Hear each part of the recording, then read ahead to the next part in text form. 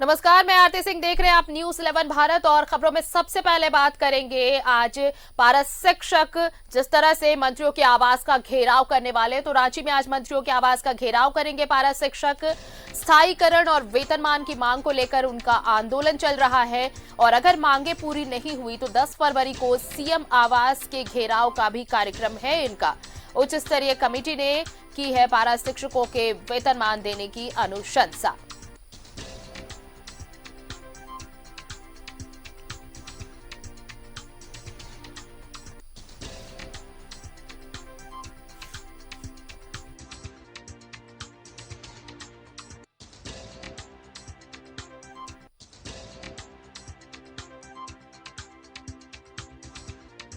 वेतनमान की मांग को लेकर उनका आंदोलन चल रहा है और मांगे अगर पूरी नहीं हुई तो 10 फरवरी को सीएम आवास का भी घेराव करेंगे। बहरहाल आज की अगर बात कर ले तो आज मंत्रियों के आवास का घेराव होना है। ये सभी पारा शिक्षक जिनका आंदोलन लगातार चल रहा है स्थायीकरण और वेतनमान की मांग को लेकर आज मंत्रियों के आवास का घेराव करेंगे और अगर इनकी मांगे नहीं मानी गई तो फिर सीएम आवास का भी घेराव होगा 10 फरवरी को। बताएं कि इस मामले को लेकर उच्च स्तरीय कमेटी का गठन किया गया है। उच्च स्तरीय कमेटी ने अनुशंसा भी की है इसे लेकर।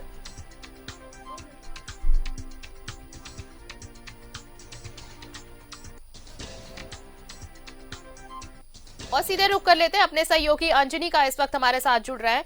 अंजनी, देखिए ये लंबे अरसे से ये मांग चली आ रही है, उच्च स्तरीय कमेटी भी बनाई गई जिसने इसकी अनुशंसा भी कर दी है, लेकिन मांगे मानी नहीं जा रही है, जिससे अब आज तो मंत्रियों के आवास का घेराव है और अगर मांगे नहीं मानी गई तो फिर सीएम आवास का भी घेराव करेंगे ये।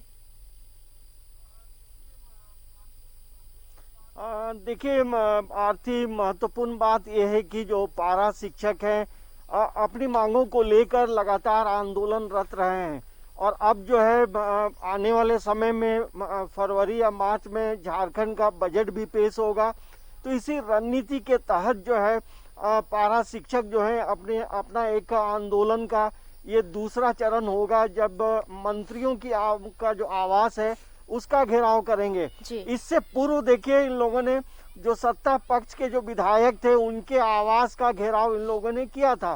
तो रांची में खिजरी ब्लॉक में खिजरी के जो विधायक हैं उनके आवास का इन लोगों ने घेराव किया था और पूरे झारखंड में जहां जहां सत्ता पक्ष के विधायक थे वहां इन लोगों ने आवास को घेरा था और अपनी बातों को रखा था।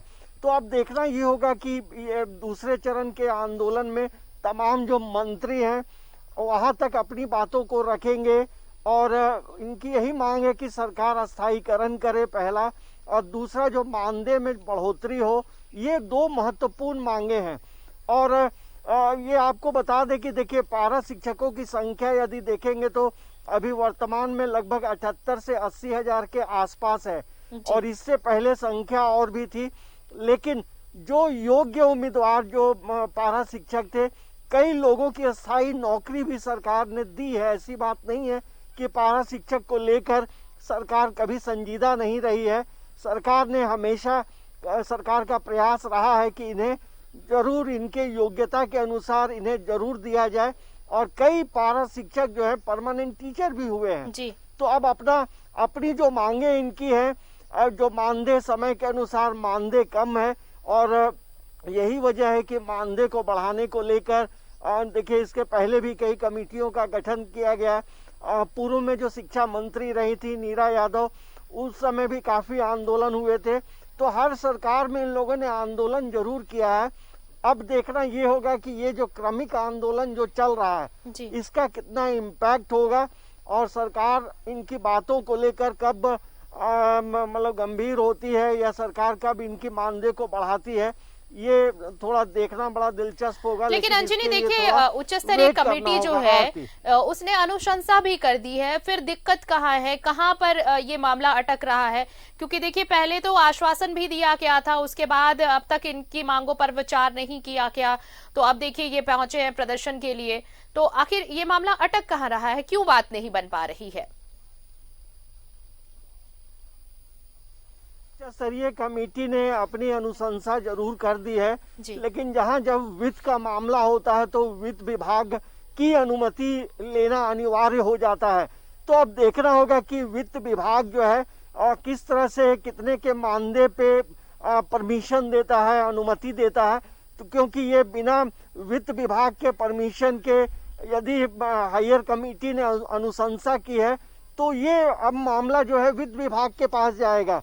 वित्त विभाग के अनुमोदन के बाद, अनुमति के बाद जो है ये चीजें तय होंगी आरती।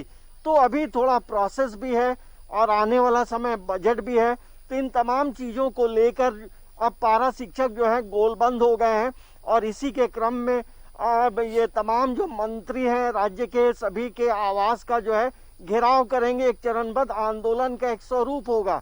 लेकिन ये आंदोलन जो हो रहा है, इसके पहले जो विधायकों के आवास का घेराव किया था, तो ये मूल रूप से एक बताया गया कि शांतिपूर्वक आंदोलन होगा। यहाँ आएंगे, बैठेंगे और अपनी बातों को, अपना एक ज्ञापन जो है मंत्रियों को सौंपेंगे। एक हम कह सकते हैं कि एक व्यापक आंदोलन है, पीसफुल आंदोलन होगा।